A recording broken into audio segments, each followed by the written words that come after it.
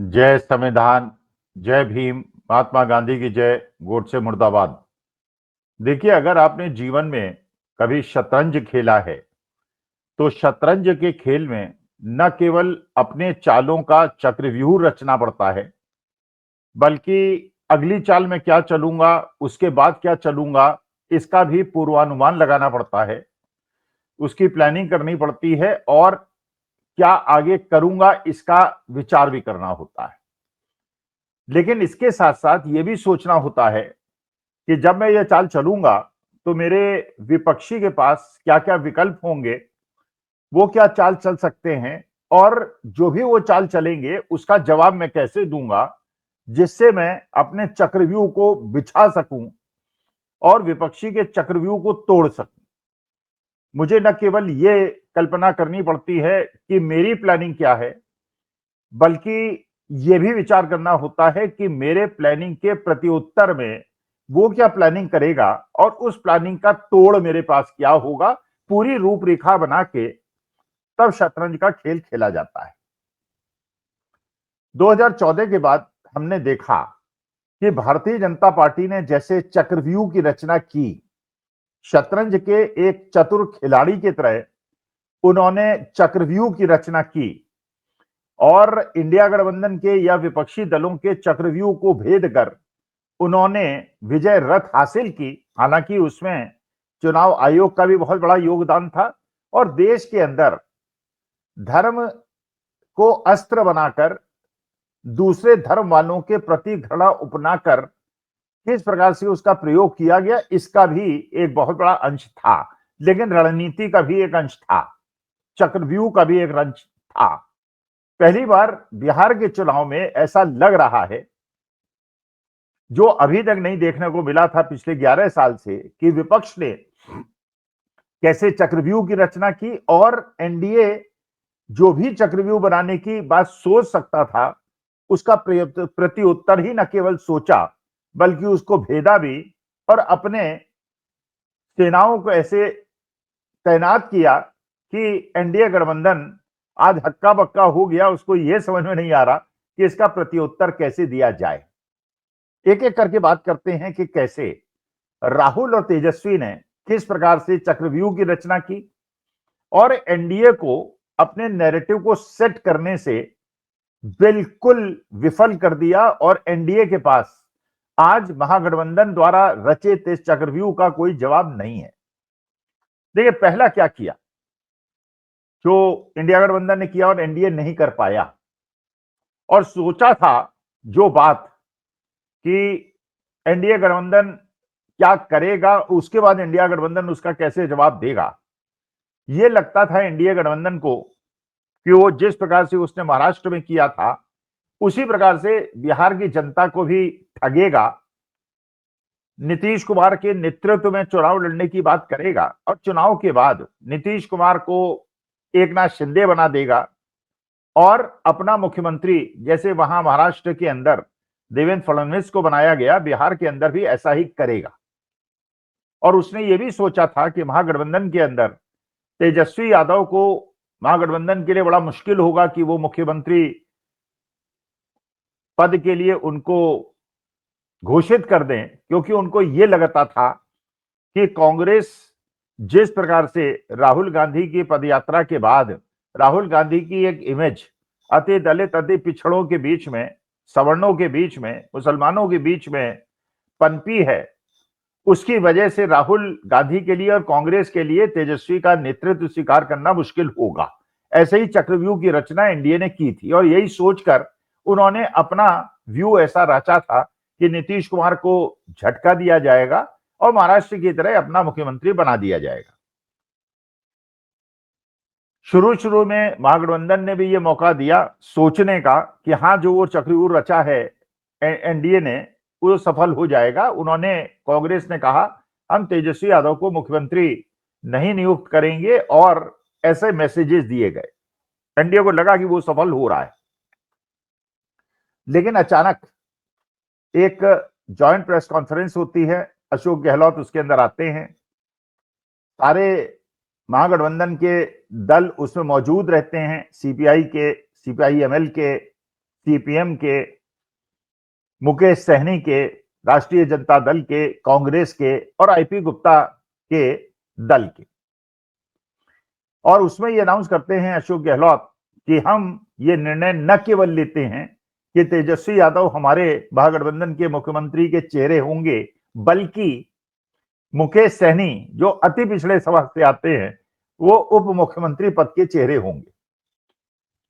तो एक तो जो रणनीति थी एनडीए की कि तेजस्वी यादव को वो चयनित नहीं कर पाएंगे, उसका तो बात खत्म हुआ ही हुआ।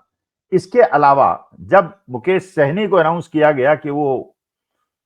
डिप्टी चीफ मिनिस्टर होंगे, तो बीजेपी का जो एक बहुत बड़ा वोट बैंक नीतीश कुमार की वजह से था, उसको ध्वस्त कर दिया गया। क्योंकि नीतीश कुमार का जो वोट बैंक है मेन, वो था अति पिछड़े, अति दलितों का। और क्योंकि मुकेश सहनी जिस समाज से आते हैं वो मल्लाह, केवट, निषाद समाज है, जिसकी अच्छी खासी संख्या बिहार के अंदर है, और एकजुट समाज है और उपेक्षित समाज है। मुकेश सहनी पिछली बार एनडीए में थे और उनके एनडीए में रहने की वजह से इनका ज्यादातर वोट एनडीए के पास गया था। लेकिन इस बार जब उनको डिप्टी चीफ मिनिस्टर पद के लिए घोषित कर दिया गया, तो यह समाज एनडीए से पूरी तरह से शिफ्ट होकर या 80% शिफ्ट होकर अगर महागठबंधन में आता है तो 3% का घटना और 3% का जुड़ना दूसरे पक्ष में 6% का अंतर करता है पिछले चुनाव से। और पिछले चुनाव में जो महागठबंधन और एनडीए के बीच में डिफरेंस था वो करीब 50,000 वोट का था। तो ये 6% वोट बहुत कुछ कहानी बयां करता है, जो हमें और आपको समझने में बहुत ज्यादा मुश्किल नहीं होगी। इसके अलावा जब एनडीए ने वार किया कि आपने मुकेश सहनी को, जिनके समाज के 4% वोट हैं, इनको तो डिप्टी चीफ मिनिस्टर अनाउंस कर दिया, लेकिन आपने मुसलमान जिनकी आबादी 18% है उनका कोई डिप्टी चीफ मिनिस्टर नहीं अनाउंस किया। और ये महागठबंधन को पता था कि ये खेल खेलेगा एनडीए,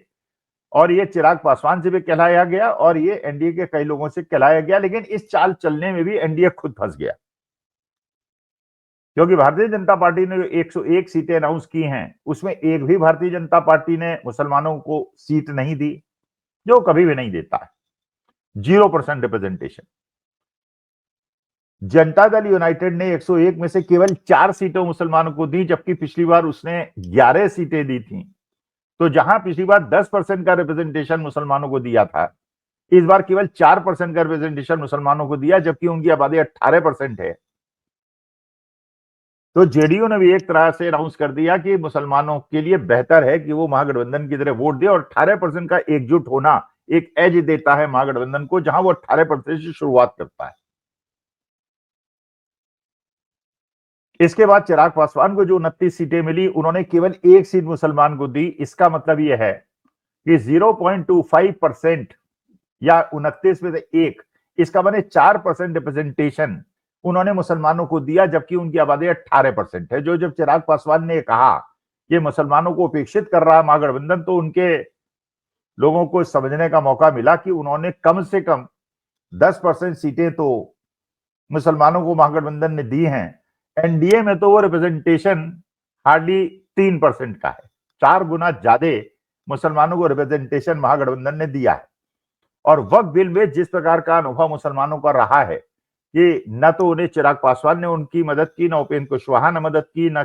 नीतीश कुमार ने की, तो वहां पे जो मतों का बंटवारा था इस बार वो बिल्कुल असंभव हो गया और सारा का सारा दारोमदार ओवैसी साहब पे आ गया। किस प्रकार से वो महागठबंधन के अंदर मुसलमान वोटों का बंटवारा करें, हिंदू मुसलमान करें, मुसलमानों को उत्तेजित करें, जिससे कि उनमें बंटवारा हो और हिंदुओं के अंदर भी पोलराइजेशन हो और भारतीय जनता पार्टी को फायदा हो। तो भारतीय जनता पार्टी का मुसलमानों के वोट काटने का जो एक तरीका था आज तक, चिराग पासवान को मुसलमानों की वोट दिलाना और नीतीश कुमार, उपेंद्र कुशवाहा को दिलाना, वो भी फेल इस बार हो गया उनके कम सीट देने की वजह से मुसलमानों का, और सारा का सारा उत्तरदायित्व ओवैसी साहब के कंधे पे आ गया। इसके बाद अभी तक तो हमने बात की केवल मुकेश सहनी की कि इधर से उधर आ गए, तो 8% का अंतर आ गया। इसके अलावा आईपी गुप्ता जो पान समाज के एक बड़े नेता हैं, बल्कि एक छत्र नेता हैं, जिनकी भी 4-5% की आबादी है और जो अति पिछड़ी जात से आते हैं, उनका प्रेस कॉन्फ्रेंस की शुरुआत करना, अपने समाज को पूरी तरह से जोड़ना और ये हद तक उन्हें एकत्रित संगठित कर लेना कि 2 दिन के कॉल पे ही पूरे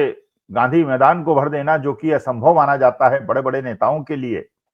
और हर मीटिंग में उनको प्रमुखता देना। और सहरसा में उनकी ही कॉन्स्टिट्यूएंसी से तेजस्वी यादव द्वारा पहली